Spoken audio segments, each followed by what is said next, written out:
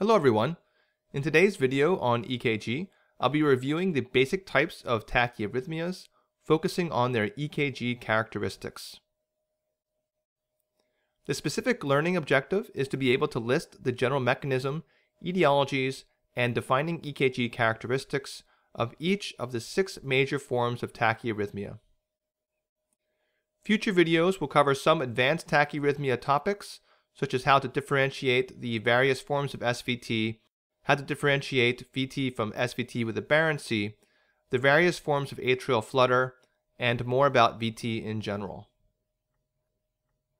For someone who is either completely new or relatively new to EKG interpretation, I would consider there to be 6 different forms or categories of tachyarrhythmias. A general cardiologist might consider there to be more like 15 or so, and for an electrophysiologist, there would be many more than that. But for now, let's consider just 6. In no particular order, they are sinus tachycardia, atrial fibrillation, atrial flutter, multifocal atrial tachycardia, supraventricular tachycardia, which is an umbrella term inclusive of more specific rhythms with confusing acronyms like AVNRT and AVRT, along with something called atrial tachycardia. And finally, there is ventricular tachycardia, which can be subdivided into monomorphic and polymorphic subtypes. I'll go through each one at a time, but while we're on this screen, I want to point out that the first 5 rhythms on this list typically have a narrow QRS complex, unless one of the following is present: an underlying bundle branch block, pre-excitation, a condition in which a patient has an abnormal bundle of conductive tissue that connects the atria and ventricles, bypassing the AV node. Although not strictly correct, this is often used synonymously with Wolff-Parkinson-White or WPW syndrome. Use of drugs which prolong the QRS complex, most notably class 1A and 1C antiarrhythmics, such as procainamide and flecainide respectively.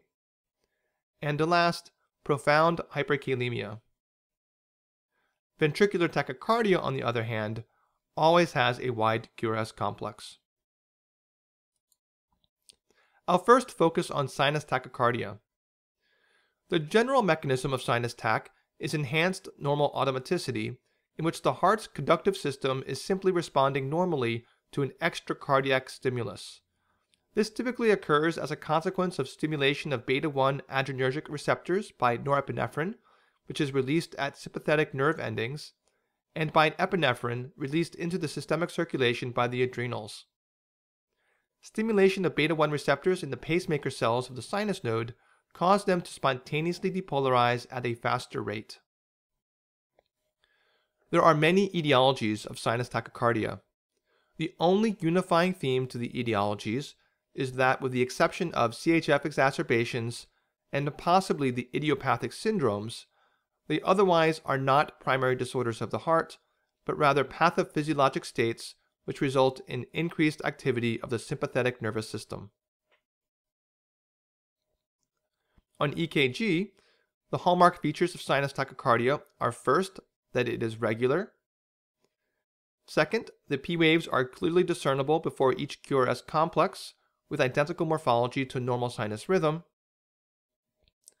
Sinus tach develops over minutes to hours, rather than over a few seconds, and the rate is usually variable over time rather than being fixed. The next rhythm is atrial fibrillation, usually abbreviated AFib. The general mechanism of AFib is something called micro-reentry, but the details of the specific mechanism is still debated and an area of active research.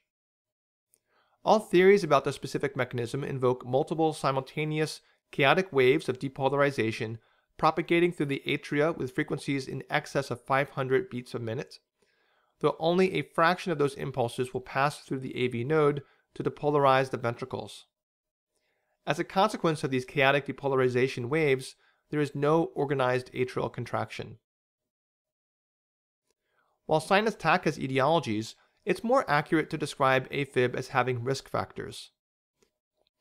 The difference is that while just about every person who develops sepsis or hypoxemia or psychosis will get sinus tach, not everyone who has hypertension or coronary disease ends up with AFib. These risk factors for AFib can be divided into those which predispose to AFib by predisposing to left atrial stretch and dilation, such as hypertension, CHF, mitral valve disease, and coronary artery disease. And then there are risk factors whose exact mechanism for increasing risk is unknown or incompletely known, such as during the immediate post-op period following cardiac surgery, stimulant or alcohol intoxication, obstructive sleep apnea, pulmonary embolism, hyperthyroidism, and hypomagnesemia. Although hypokalemia is widely believed to be a cause of AFib, to the best of my knowledge, this hasn't been established yet in the literature. And here's an example of AFib. It is the classic irregularly irregular rhythm, meaning that it is both irregular and there is no repeating pattern to that irregularity. The atrial activity as visible on EKG consists of irregular low-amplitude undulations, often called fibrillation waves, or F waves with a lowercase f. Those undulations can sometimes be unusually prominent or seem more organized, but as long as they are occurring at a very fast frequency and have variable morphology, it is still best to consider the rhythm AFib. Unlike sinus tach, which occurs gradually, AFib develops very abruptly. One moment the patient is in sinus rhythm, and then he or she is instantaneously switched into AFib. Like sinus rhythm though, it too can have a rate that varies dramatically over time. Sometimes AFib will fall into a tachycardic category, sometimes the rate will be normal, and rarely it will be bradycardic.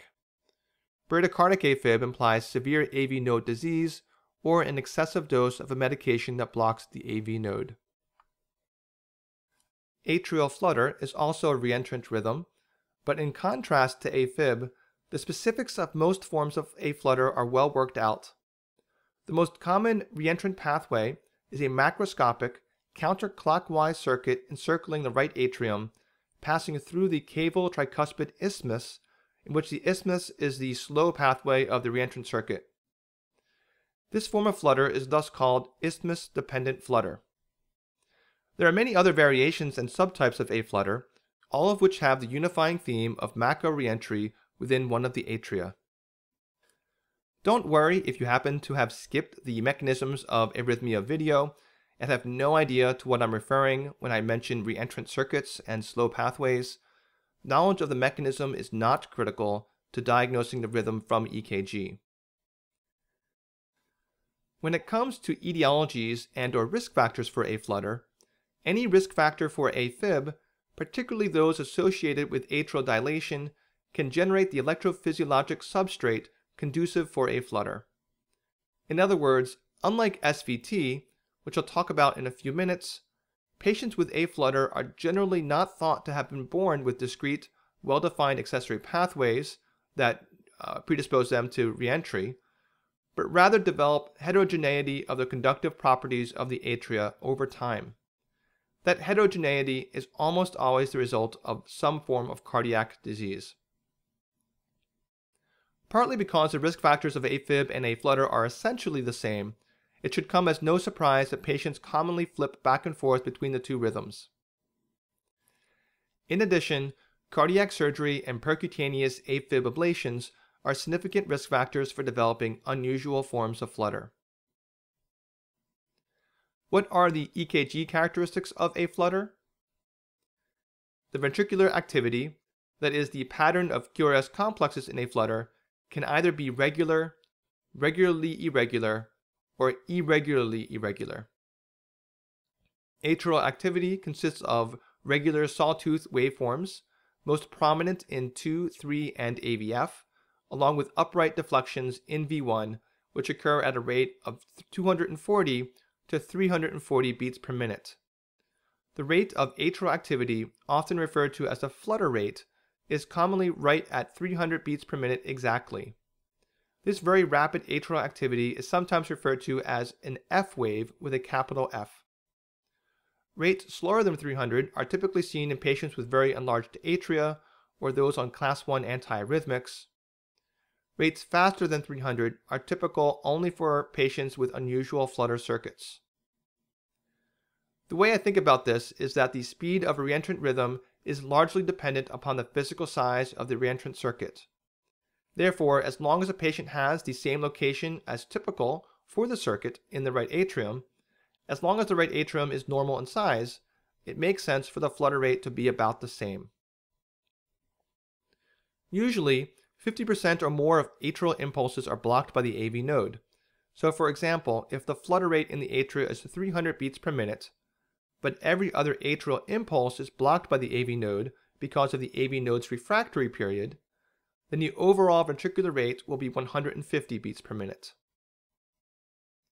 Like AFib, a flutter develops abruptly. And finally, the rate can vary over time and can demonstrate abrupt discrete incremental changes associated with abrupt changes in the degree of AV block. Let me show you three variations of a flutter. First is a regular ventricular response. In this case, a consequence of 2:1 AV block producing a ventricular rate of 150. It's not very common, but on occasion, AV block in a flutter can manifest an interesting pattern in which 4:1 AV block alternates with 2:1 AV block in a repetitive pattern, resulting in a regularly irregular ventricular response.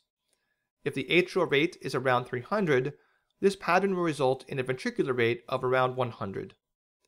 Very astute viewers might note that in this particular example, the second QRS complex in each pair here comes ever so slightly late for a pure 4:1 alternating with 2:1 block, which is fairly common to see in this pattern. And a flutter can also have an irregularly irregular pattern, which can mimic AFib if the flutter waves are very small, or if the rhythm is being evaluated on a telemetry monitor, which often do not capture atrial activity with sufficient resolution. A minute ago, I mentioned that a flutter can demonstrate discrete incremental changes in rate. Let me show you what I was talking about. Most modern telemetry systems have the capability of graphing heart rate as a function of time. Here is how that graph might look for a patient who starts in sinus rhythm and then develops flutter. So the patient is chugging along with a sinus rate in the 60s with a little completely normal rate variability, and then suddenly converts into flutter. At first, maybe the patient is in 2:1 block at 150 beats per minute for, let's say, 30 minutes, then abruptly converts to flutter with 4:1 block at 75 beats per minute. Then there is a brief period of variable block before the patient develops 4:1 block alternating with 2:1, then some variable block again, before ending up in consistent 2:1 block, and then snap, the patient spontaneously converts back to sinus rhythm again with the sinus rhythm's intrinsic rate variability. This results in a pattern of incremental discrete changes in heart rate. Occasionally, a student or resident can look like a superstar by suggesting flutter from only looking at a similar rate as a function of time graph before having the opportunity to see an actual rhythm recording. The next rhythm is called multifocal atrial tachycardia, abbreviated MAT. Of the 6 categories of tachyarrhythmias, this is the least common. The general mechanism of MAT is unknown, but it's believed to be triggered activity. As with the previous mention of reentry, if you're not familiar with the term triggered activity, don't worry, knowledge of the physiological concept is absolutely not necessary to accurately diagnose the rhythm. MAT is solely seen in 2 general situations. First, acute pulmonary disease, which can be a COPD exacerbation, pneumonia, or PE, and second, in a CHF exacerbation. Multiple studies have suggested a correlation between use of theophylline and MAT, one that goes beyond just the association with COPD exacerbations alone. There's also a common belief that hypokalemia and hypomagnesemia can contribute to the development of MAT, but this remains unproven. There are three EKG characteristics that define MAT. First, it is an irregularly irregular rhythm. Second, there are three or more distinctly different P-wave morphologies. And third, there is no one predominant P-wave morphology. If there was one predominant morphology, a more accurate description of the rhythm would likely be sinus tach with frequent multifocal premature atrial contractions. Let's look for those different P waves in this example. Here's the first. Does this morphology show up later in the rhythm strip? Yes, I think it does right here. Then here's the next P wave morphology, which seems to recur here. And this unusual appearing sharp negative P wave appears to be the third morphology, which I think gets repeated here, here, and here, though some of these may actually be different. And here's the last unique morphology here and here. So in this 6-second strip, there are at least 4, maybe more morphologies, and hopefully you agree that none of them seem to be predominant over the others. The fifth category of tachyarrhythmia is supraventricular tachycardia, abbreviated SVT. This is a strange term that doesn't exactly mean what you might guess from its name. After all, sinus tach would seem to be a supraventricular tachycardia, since it originates from above the ventricles. In medicine, however, particularly cardiology, this umbrella term is used specifically for any tachyarrhythmia that originates from above the ventricles and is neither sinus tach, AFib, aflutter, or MAT. The overwhelming majority of SVTs are one of 3 rhythms: AV-NRT, AV-RT, or atrial tachycardia. For someone just starting out with EKG interpretation, please do not worry about the difference between the SVTs or worry about how to distinguish one from another. It's very nuanced, and often experienced cardiologists have difficulty with this task. I strongly recommend considering all SVTs to represent one diagnosis at this point. However, since the SVTs are a diverse group of arrhythmias, collectively they can evoke any mechanism, though overall, reentry is the most common. The etiology of the vast majority of SVTs is an anatomic anomaly, either a reentrant circuit or a tiny island of hyperexcitable tissue in the atria. In addition, a small fraction of cases of atrial tachycardia, specifically, can be caused by digoxin toxicity. Despite their varied mechanisms, all SVTs share some EKG features. They are all highly regular. The rates tend to be in the neighborhood of 150 to 200 beats per minute, but can rarely be as slow as 120 or as fast as 250. The P waves may come before the QRS, after the QRS, or not be visible at all, meaning they occur simultaneous as the QRS.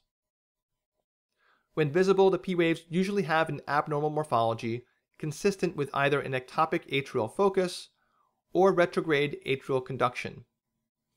Most, though not all, SVTs begin abruptly, and the rate is usually, but not always, very constant. Here are 3 examples of SVTs.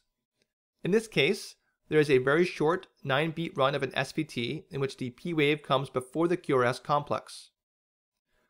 Notice how the P wave morphology during the arrhythmia differs from that when the patient is presumably in normal sinus. Here is an example in which the P wave comes after the QRS complex, and notice that it has an upside-down morphology. If this were a recording of an inferior lead, such as 2, 3, or AVF, which this could be, we would call those retrograde P waves, meaning that the wave of depolarization in the atria is moving in an inferior to superior direction away from the AV node and towards the sinus node. And here's an example in which the P waves are not visible at all. The significance of where the P waves are occurring during an SVT will be discussed in the future video focused solely on the SVTs. The final rhythm I'll discuss today is the most dangerous and fortunately, usually the most obvious, ventricular tachycardia, abbreviated VT. VT can be due to any mechanism of arrhythmogenesis. There are many causes of VT, the most notable of which is a myocardial scar from prior MI, which can set up a macro reentry circuit around the infarcted tissue. VT commonly has a single QRS morphology and is usually regular. This is called monomorphic VT. It is common for the first handful of beats of a monomorphic VT to show some irregularity. VT can rarely have multiple QRS morphologies, in which case it's usually irregular. This is called polymorphic VT.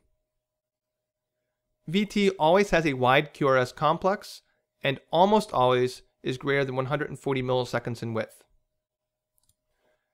And though it's a minority of VT EKGs which show this, if you see evidence of AV dissociation, fusion beats, or capture beats, when these are present, it is essentially diagnostic of VT. For those viewers who are unfamiliar with the term AV dissociation, this refers to the situation in which the atria and ventricles are not communicating with one another. On EKG, this is evident as P waves and QRS complexes occurring at different rates and which appear completely independent of one another. AV dissociation is much better seen in complete heart block, and even when present in VT, it is usually only a rare dissociated P wave that will be visible between the wide, rapid QRS complexes. Here's an example of monomorphic VT. This little bump on the downslope of the second T wave is suspicious for a dissociated P wave, in other words, evidence of AV dissociation. And here's a classic example of the much rarer polymorphic VT. This is its most well-known subtype, something called torsade de pointe, which is almost universally caused by a prolonged QT interval.